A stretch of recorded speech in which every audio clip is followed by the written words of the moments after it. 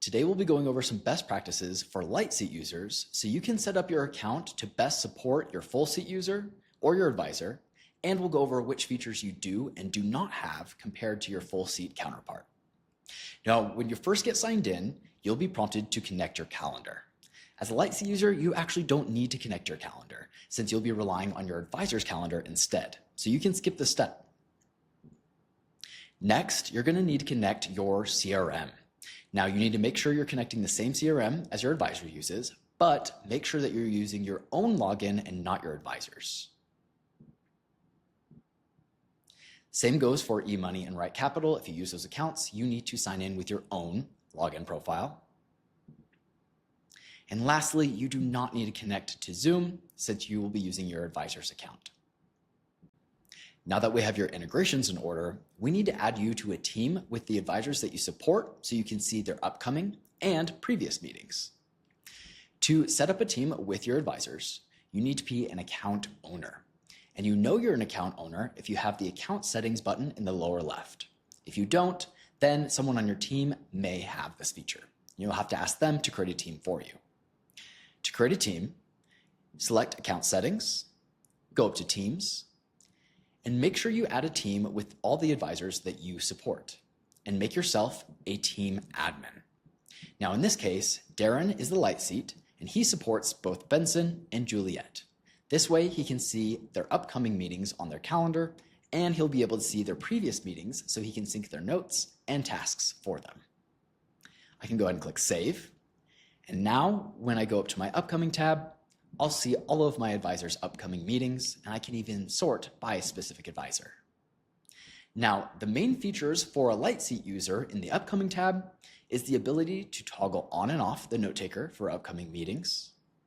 And when you select a meeting, you're able to review and generate pre-meeting prep for your advisor.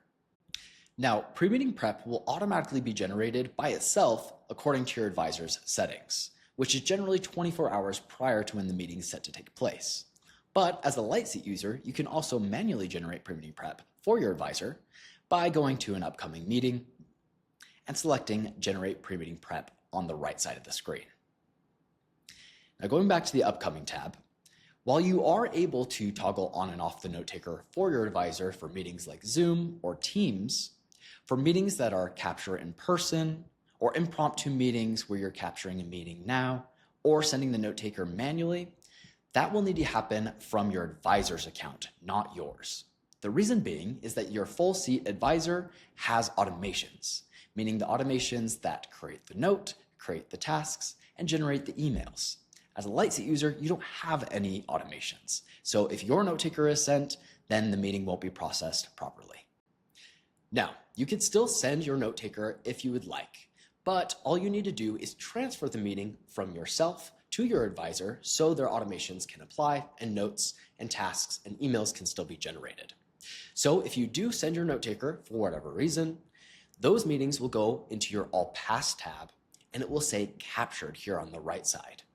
You see Darren, the Lite seat user, is the owner, so all I need to do is select the meeting here. It'll say no notes were generated because you don't have any automations for note taking, which makes sense since Darren is a Lite seat user. So all he needs to do is change the owner from himself to the full seat advisor, click transfer ownership, and then the meeting will transfer over to Juliet and all of her automations will apply. So notes, tasks, and emails will be generated for this meeting. Now, once the advisor's automations apply to a meeting, those meetings will go into the AI Process tab. Here, you'll see all of your advisors' previous meetings they've ever conducted, and you're able to, again, sort by a specific advisor, and then you can click into one of their meetings, and here you're able to review the notes. As you can see under the meeting notes section, you can see the note here at the bottom. If you'd like to, you can click Edit here and make any edits that you would like. But to get the notes into the CRM, you'll see in the automation section in the upper right-hand corner, you'll have the option to add the note to a contact or to an event or other items within your CRM depending on how your advisor set up their account. I can click Add Note to Contact. I can choose multiple contacts or objects within your CRM here at the top of the screen to sync to.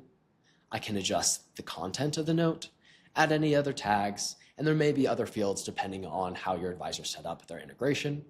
But once you're done, you can click Sync to your respective CRM, and then the note will sync over to the CRM in a matter of seconds. Now, similarly, you can sync all of the tasks that are generated based on the meeting by clicking Sync right here. You can choose who you want to relate these tasks to. You can check or uncheck which tasks you want to sync over. You're even able to, depending on the CRM, choose if it's a task or a workflow, choose the status, which again pulls from the CRM, and adjust things like the date, title, description, and there may be a few other items depending on your CRM. Now, one thing to note with the assignee is that when you select an assignee, you want to make sure the person that you're selecting has your CRM's logo to the right of their name. That way it goes to the appropriate person within your CRM. Now, once I'm done, I can go ahead and click Sync these tasks, and then the task will be synced to the appropriate place within my CRM, and then they can be taken care of over there. Now, the last automation that we generate are emails. So you can see the client meeting recap email that we generated. And here, I'm able to copy this email.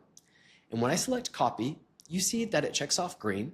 Now, that doesn't mean that we sent anything over to the client. All that means is that we saw that you copied the email, and our assumption is that you went off to your email and sent it off for your advisor. So just keep that in mind. Now, you may not be syncing tasks and copying the emails and syncing over the notes right when the meeting has been completed. So maybe this is something that you're doing at the end of the week. So to make sure that you have taken care of everything you need to take care of, we have these action items section here on the bottom left-hand corner, where if I select recap emails, I can see a list of all of the previous advisors' meetings, and I can see whether I've copied over an email or not, whether I've synced over a note into my CRM or not. And so this is a good way to check yourself just to make sure that you've done all of your follow-ups before you leave for the end of the week. The last feature I want to talk about is the all contacts section. So this is helpful because this will pull in a list of all of your contacts in your CRM.